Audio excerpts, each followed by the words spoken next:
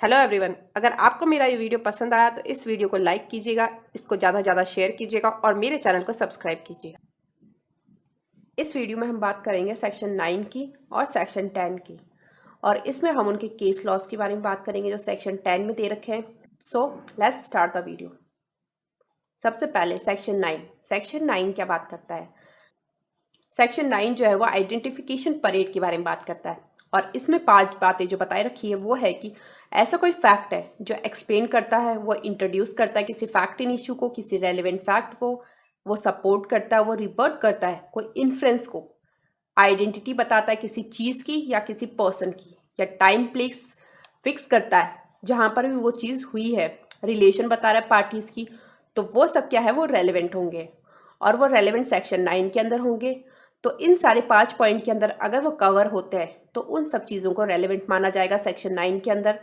तो इस तरीके से सेक्शन 9 जो है उसको हम एक तरीके से आइडेंटिफिकेशन परेड के तौर पर भी सेक्शन को कह सकते हैं। और इसमें जो है किसी भी आइडेंटिटी बताता है किसी चीज़ की, किसी पर्सन की, कोई टाइम प्लेस फिक्स करता है, रिलेशन बताता है पार्टीज़ की, सपोर्ट कर रहा है, कोई रिबर्ट कर रहा है किसी भी इन्फ्लुएंस को, या तो उस चीज़ का समर्थन करता है या उसका खंडन कर रहा है, एक्सप्लेन भी कर सकता है किसी फैक्ट इन इशू को, इंट्रोड्यूस कर सकता है किसी fact in issue relevant fact को, किसी भी तरीके के एक्सप्लेन इंट्रोड्यूस दोनों कर सकता है, किसी भी फैक्ट इन इशू को भी कर सकता है, किसी रेलेवेंट फैक्ट को भी कर सकता है। और उसके बाद जो नेक्स्ट सेक्शन है, इसके बाद हम सेक्शन 10 की बात करते हैं, और उसमें यह है कि अगर 2 या 2 से ज़्यादा पर्सन है, उन्होंने कॉन्स्पिरेसी की है एक दूसरे के साथ, और वो क्यों किए, कोई ऑफेंस करने के लिए कर ली उन्होंने, या कोई एक्शनेबल रॉन्ग करने के लिए कर ली, और उसमें अगर उन्होंने कोई चीज़ कही है, कोई चीज़ की है, या कोई लिखा है उन्होंने कुछ भी, उनमें से किसी भी एक ने वो किया है, तो वो एक रेलेवेंट फैक्ट होगा और बाकियों के अगेंस्ट भी वो रेलेवेंट होगा जिन्होंने भी कॉन्स्पिरेसी की है। और वो क्यों रेलेवेंट होगा, किस चीज़ के लिए होगा, वो इसलिए होगा ताकि उस कॉन्स्पिरेसी के एग्जिस्टेंस को प्रूव करने के लिए, या फिर ये बताने के लिए कि वो पर्सन जो है वो पार्टी था उस कॉन्स्पिरेसी का, उस चीज़ के लिए उस वहाँ पर ये जो भी उन्होंने कहा है, जो भी किया है, जो लिखा है, उस चीज़ को ही रेलेवेंट माना जाएगा और वो सेक्शन 10 के अंदर कवर होगी। तो इस केस में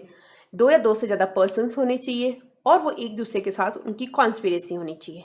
और वो किस लिए होनी चाहिए, कोई ऑफेंस कमिट करने के लिए होनी चाहिए, कोई एक्शनेबल रॉन्ग के लिए होनी चाहिए। तो उन सारी चीज़ों के लिए ये 3 चीज़ें उन्होंने की, या तो उन्होंने कुछ कहा है, कुछ किया है, या लिखा है। तो उसमें अगर किसी भी एक ने भी ये चीज़ कर ली तो वो बाकियों के अगेंस्ट ही रेलेवेंट होगी, और वो इसलिए रेलेवेंट होगी कि भाई वो कॉन्स्पिरेसी है, वो एग्जिस्टेंस है उस कॉन्स्पिरेसी का, और ये इसलिए रेलेवेंट होगी उस कॉन्स्पिरेसी के एग्जिस्टेंस को प्रूव करने के लिए, और ये बताने के लिए कि जो पर्सन था वो उस कॉन्स्पिरेसी का पार्ट था, उसकी पार्टी थी वो।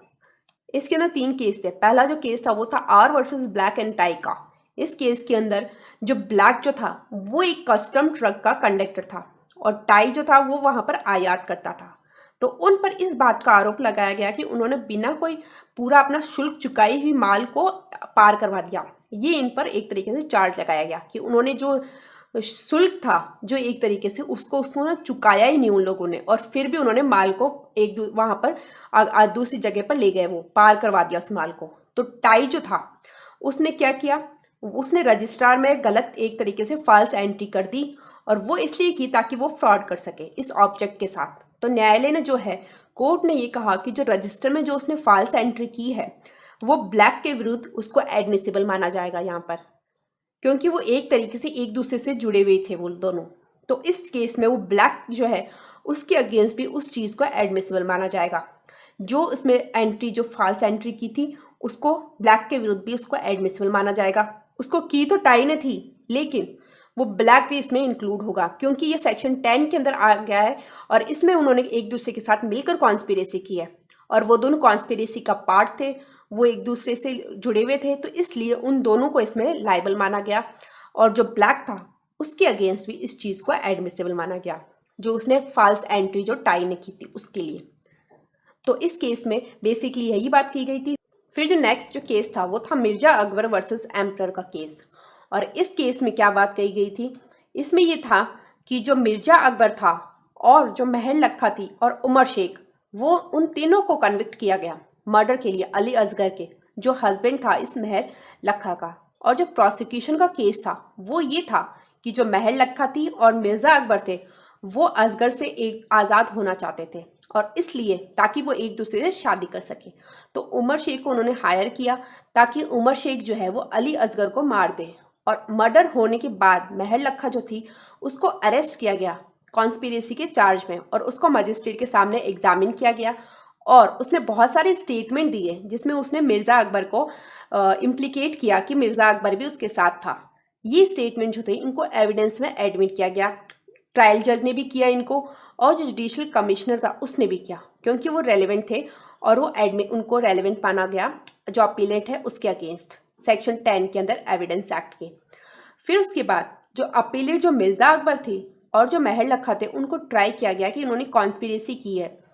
अली असगर जो है उसका मर्डर करने के लिए, जो हस्बैंड था इसका महल लखा का। और मर्डर होने के बाद महल लखा जो थी उसको अरेस्ट किया गया और उसने स्टेटमेंट दिया। उसने क्या स्टेटमेंट दिया कि वहाँ उनके बीच में कॉन्स्पिरेसी थी मर्डर करने के लिए अली असगर का। ये इसमें कहा गया फिर बाद में कि जो स्टेटमेंट था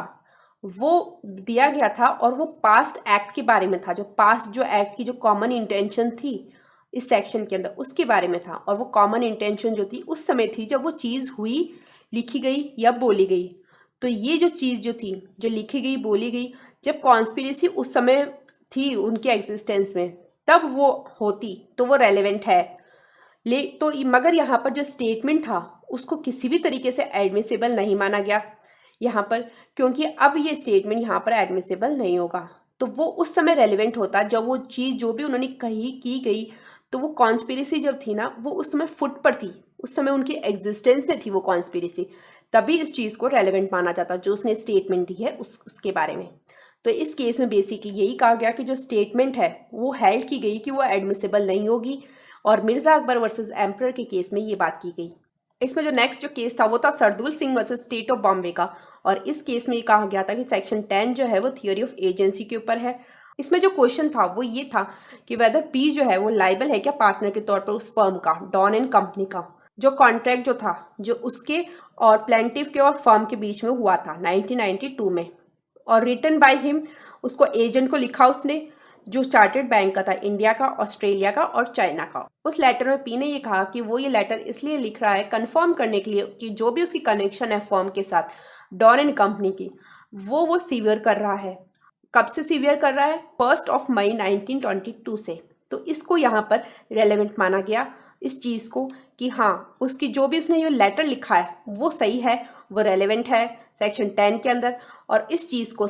इस Sardul Singh versus state of Bombay के अंदर यहाँ पर माना गया और उस लेटर को भी रेलेवेंट माना गया। इसके बाद नेक्स्ट जो सेक्शन है वो नेक्स्ट वीडियो में कवर होंगे। अगर आपको मेरे इस वीडियो से कुछ भी अच्छा सीखने को मिला तो मेरे इस वीडियो को लाइक कीजिएगा, इससे ज़्यादा से ज़्यादा शेयर कीजिएगा और मेरे चैनल को सब्सक्राइब कीजिएगा। Thank you and stay tuned.